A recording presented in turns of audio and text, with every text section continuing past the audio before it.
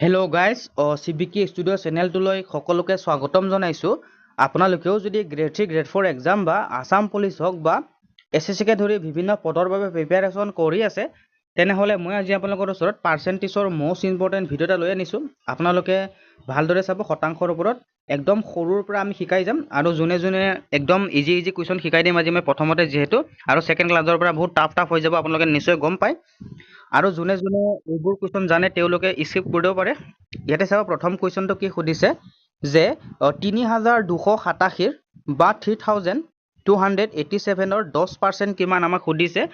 আপোনালোকে যোনে যোনে জানে স্কিপ কৰিব পাৰে আৰু যোনে যোনে নাজানে তেওঁলোকে প্ৰথমৰ পৰা যদি শিকিম বুলি ভাবিছে তেওঁলোকে ভালদৰে মন দি শুনিব।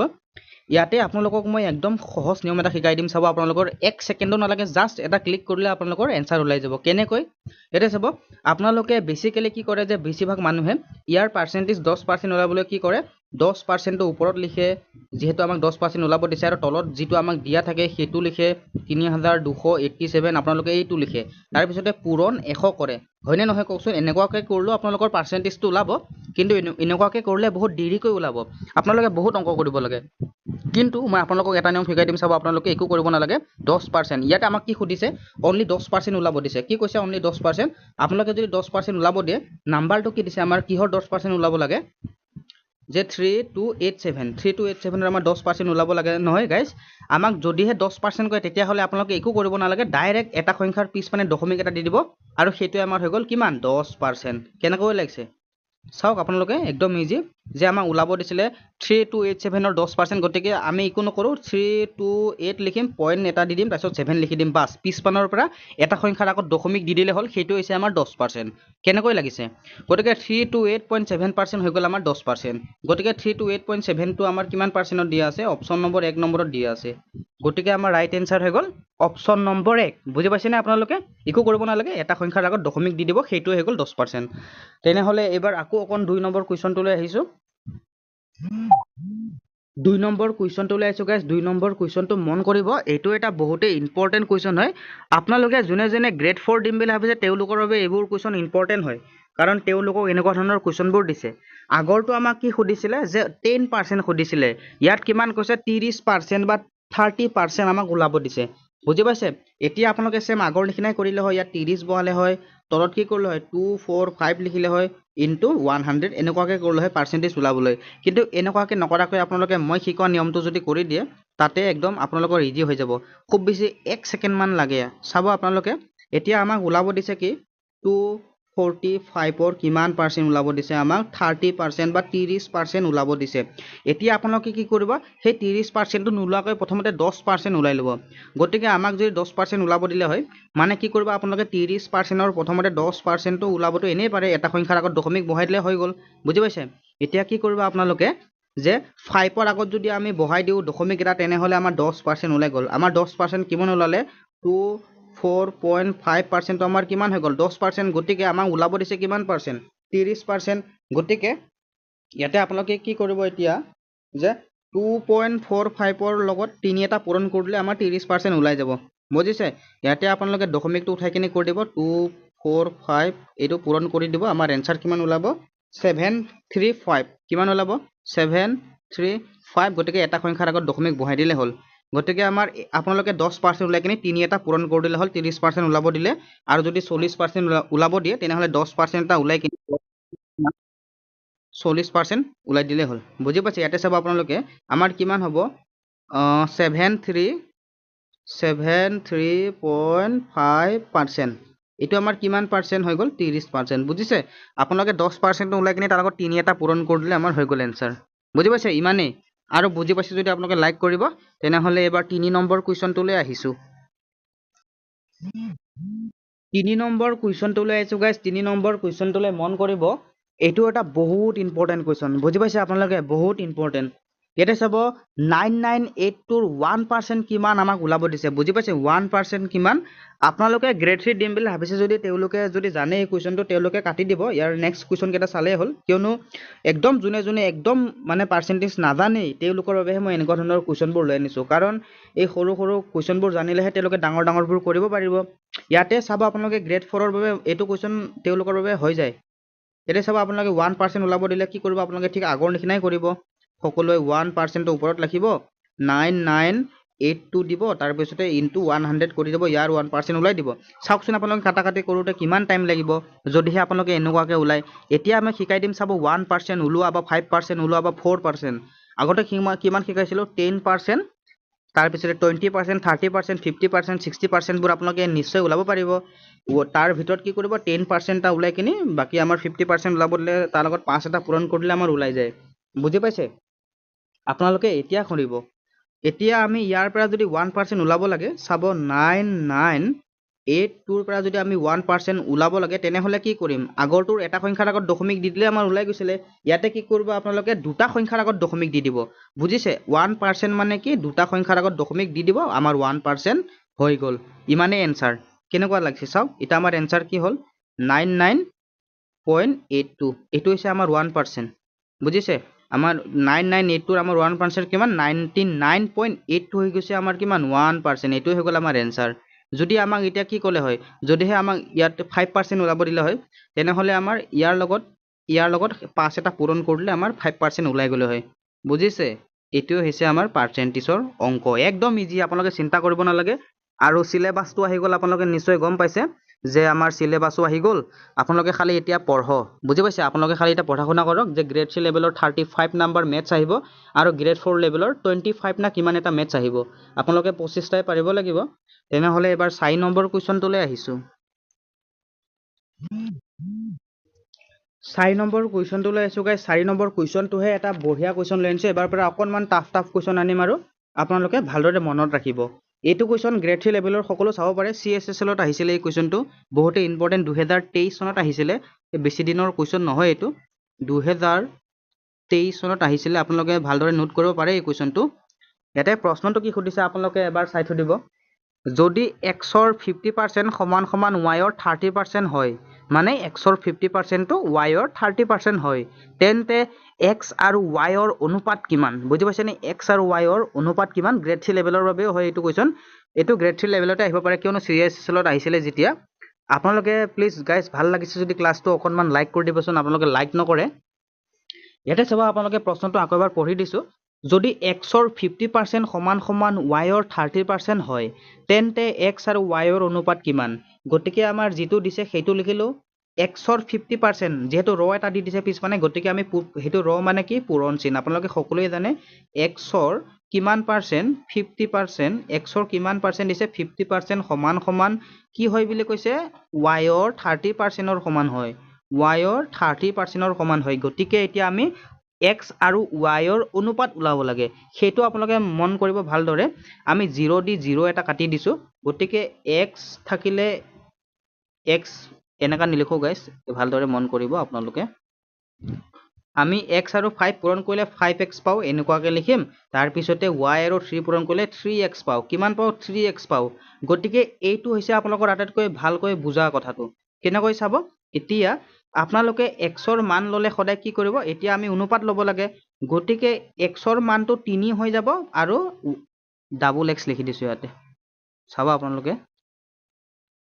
ইয়ালৈকে বুজি পাইছে না আপোনালোকে সকলোৱে কবচোন গাইস বুজি পাইছে ইয়াতে 3y চাওক আপোনালোকে যে x পূৰণ 50% সমান সমান y পূৰণ 30% আমাক দিয়া আছিল এতে দিছে বৰাবৰ বুলি কৈছিলে দেখিছে সমান হয় বুলি কৈছিলে তাৰ পিছতে এটা আমি 0 দি 0 কাটি দিলো থাকি গল x * 5 আৰু y * 3 গতিকে x আৰু 5 পূৰণ কৰিলে আমি পাও 5x তাৰ পিছতে ইকুৱেল 3 আৰু y পূৰণ কৰিলে পাও আমি 3y এতিয়া আপোনালোকে ভালদৰে মন কৰিব গতিকে আমাক ওলাব দিছে x আৰু y ৰ অনুপাত গতিকে x ৰ মানটো আপোনালোকে এই 3 টো ধৰিব লাগিব বুজি পাইছে x ৰ মানটো সেই 3 টো ধৰিব লাগিব আৰু y ৰ মানটো 5 টো ধৰিব লাগিব এইটো ভালদৰে আপোনালোকে কনফিউজ নহব যে x ৰ মানটো 3 টো ধৰিব লাগিব উলুটাকৈ থাকাটো y ৰ লগত x ৰ মানটো আমি y ৰ লগত থাকাটো ধৰিব লাগিব আৰু আমি y ৰ মানটো x ৰ লগত থাকাটো ধৰিব লাগিব গতিকে x ৰ মানটো কিমান হৈ যাব 3 আৰু y ৰ মানটো কিমান হৈ যাব 5 y ৰ মানটো কিমান হৈ যাব 5 এতিয়া আমাক লাগে x আৰু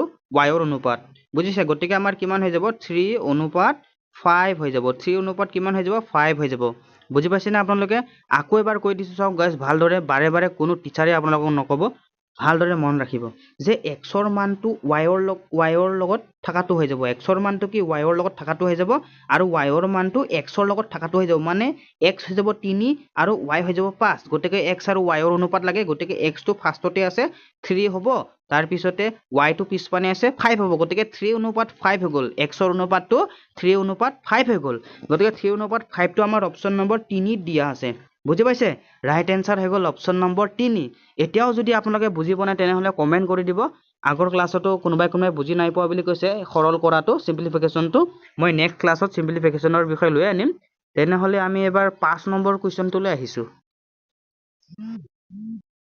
5 নম্বৰ কুৱেশ্যনটোলৈ আহিছো গাইস মোষ্ট ইম্পৰ্টেন্ট 2023 ত আহিছিলে এসএসসি জিডিত বুজি পাইছে 2023 চনত আহিছিলে এসএসসি জিডিত আৰু আমাৰ অসম গভৰ্ণমেণ্টে কি কৰে ডাইৰেক্টলি এসএসসিৰ পৰা নাম্বাৰ উঠাই দিয়ে মানে এসএসসিৰ পৰা ডাইৰেক্ট কুৱেশ্যন আহে মেথছত বুজি পাইছে আপোনালোকে তাৰ বাবে কি কৰিব ভালদৰে মন কৰিব ইয়াতে চাব কুৱেশ্যনটো কি সুধিছে এবাৰ পঢ়ি দিছো যদি xৰ 10% সমান সমান yৰ 15%ৰ 3 গুণ হয় বুলি কি বুলি কৈছে মন কৰিব অকনমান টাফত লৈ আনিছো এবাৰ যদি xৰ 10% সমান সমান yৰ 15%ৰ 3 গুণ হয় তেন্তে x আৰু yৰ অনুপাত কিমান হ'ব সেইটো আমি উলাই ল'ব লাগিব বুজি পাইছে x আৰু yৰ অনুপাত কিমান আছে আগৰ দৰে কিন্তু কুৱেশ্যনটো অকনমান বেলেগ কৰিছে আপোনালোকে ভালদৰে মন কৰিব আমি এতিয়া ভালদৰে সমীকৰণটো যদি বনাই ল'ব পাৰো তেনেহলে আমি এনসাৰ আমাৰ হাতত চাবা আপোনালোকে ধুনীয়াকৈ শিকাই দিম আমাৰ x পূৰণ 10% সমান সমান কিমান দিছে yৰ 15%ৰ 3 গুণ গতিকে চাব আপোনালোকে yৰ 15%ৰ কিমান বুলি কৈছে yৰ 15%ৰ 3 গুণ বুলি কৈছে এটো ব্ৰেকেটত ৰাখিব লাগিব yৰ 15% আৰু 3 গুণ বুলি কৈছে যেহেতু আমি 3 এটা পূৰণ কৰি দিম ভালদৰে মন কৰিব দেই আকৌ এবাৰ শিকাই দিছো দেখিছে ইয়াতে চাওক আপোনালোকে xৰ 10% আমি xৰ 10% লিখিলো সমান সমান yৰ 15% আমি ব্ৰেকেটত লিখিছো তাৰ 3 গুণ যেহেতু কৈছে গতিকে সাইডত আমি 3 এটা পূৰণ কৰি দিছো এতিয়ালৈকে আমাৰ সমীকৰণটো এতিয়া বনোৱা হৈ গ'ল এতিয়া আমাৰ এনসাৰ ওলাই যাব চাওক আপোনালোকে আমি এটা কাটাকাটি কৰি দিম আপোনালোকে ভালদৰে মনত ৰাখিব গতিকে আমি যদি কাটো এতিয়া 5 দুগুণে 10 5 3 গুণে 15 বুজিছে না 5 দুগুণে 10 5 3 গুণে 15 গতিকে ইপানে কিমান থাকিলে 2x থাকিলে 2 আৰু x পূৰণ কৰিলে 2x সমান সমান সিপানে থাকিলে 3 3 গুণ 9 আৰু x সৰি গাইস 9 আৰু y কিমান থাকিলে ইপানে থাকিলে 2x সিপানে থাকিলে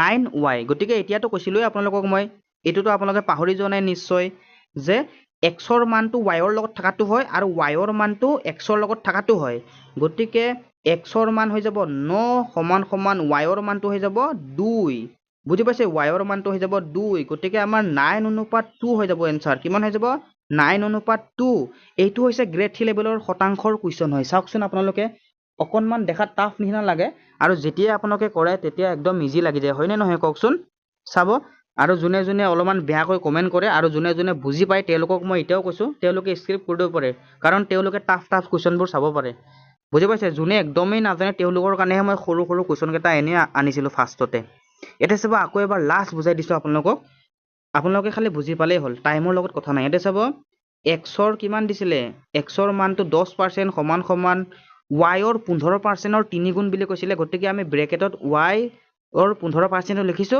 যেহেতু 3% কৈছে আমি 3 এটা সাইডত দি দিছো বুজি পাইছে এতিয়া আমাৰ কাটাকাটি কৰিলো 5 দুগুণে 10 5 3 গুণে 15 এতিয়া 2 আৰু x পূৰণ কৰিলে 2x লিখিছো আৰু y হিপানে 3 3 গুণে 9 হৈ গ'ল 9y গতিকে xৰ মানটো yৰ লগত থাকাটো হৈ কৈছিলো আপোনালোকক দিছে yৰ লগত 9 আছে গতিকে xৰ মানটো 9 হৈ যাব আৰু yৰ মানটো কিমান হৈ যাব xৰ লগত থাকাটো 2 হৈ যাব গতিকে x9 আৰু y2 হৈ যাব গতিকে আমাৰ অনুপাত হৈ গ'ল 9 অনুপাত 2 অপচন নম্বৰ 4 টো হৈ গ'ল আমাৰ ৰাইট এনসাৰ বুজি পাইছে তেনেহলে এবাৰ 6 নম্বৰ কুৱেশ্যনটোলৈ আহিছো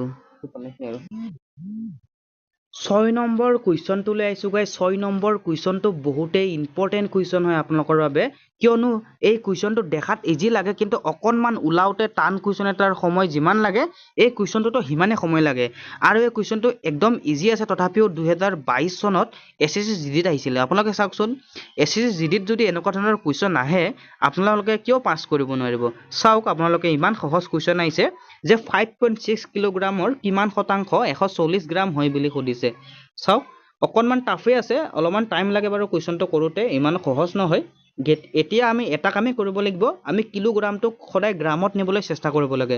এনেকুৱাকৈ যদি আপোনালোকে কেতিয়াবা কুৱেশ্যন দেখিও পায় যে কিলোগ্ৰামৰ পৰা গ্ৰামত লৈ যাব লাগে, বুজি পাইছে? গতিকে সুধিছে যে 5.6 কেজিৰ কিমান শতাংশ 140 গ্ৰাম হয় বুলি সুধিছে। গতিকে আমাক অলপমান টাফ আছে, দেখাত সহজ নিচিনা লাগে, কিন্তু এতিয়া চাবা আপোনালোকে আমি 140 লিখিছোঁ, ডাইৰেক্টলি কৰাই দিছোঁ দেই, মই সৰু সৰু লাইন বনাই দিম।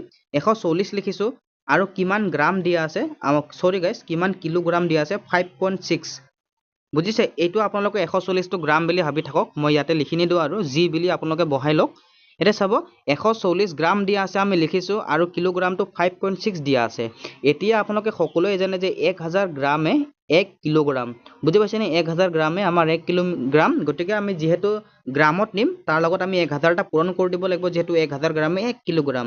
তাৰপিছতে আমি যিহেতু পাৰ্চেণ্টেজত ওলাব লাগে, দেখিছে ইয়াতে কৈছে নহয় কিমান শতাংশ 140 গ্ৰাম, গতিকে পাৰ্চেণ্টেজ ওলাব দিছে, আমি ছাইডত কি কৰিম 100 দিম।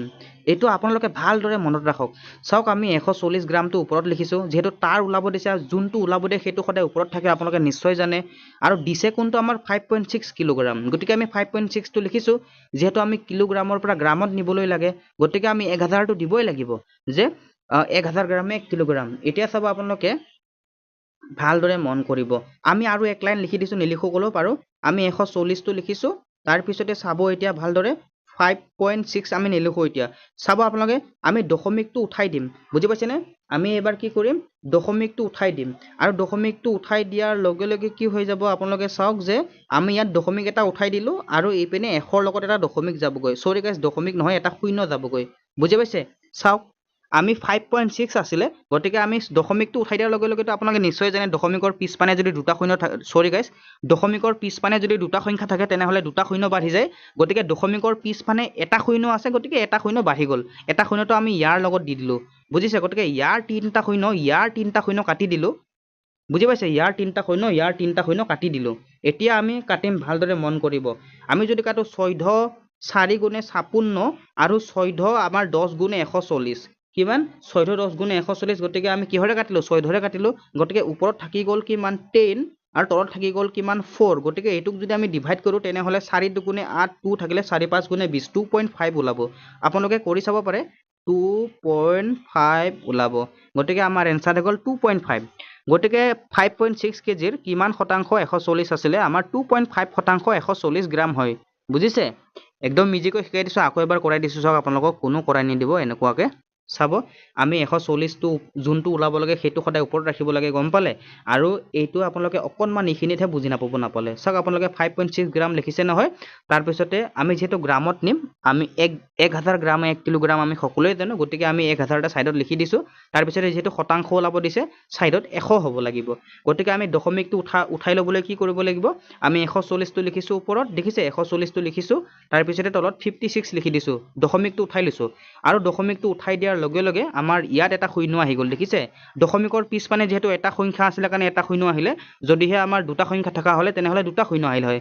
গতিকে ইয়াৰ তিনিটা শূন্য কাটি দিলোঁ। গতিকে 14 দি যদি কাটো 56ক 4 বাৰ গৈ আছে, 140ক 10 বাৰ গৈ আছে, গতিকে ওপৰত থাকি গ'লে আমাৰ 10, তলত থাকিলে আমাৰ 4।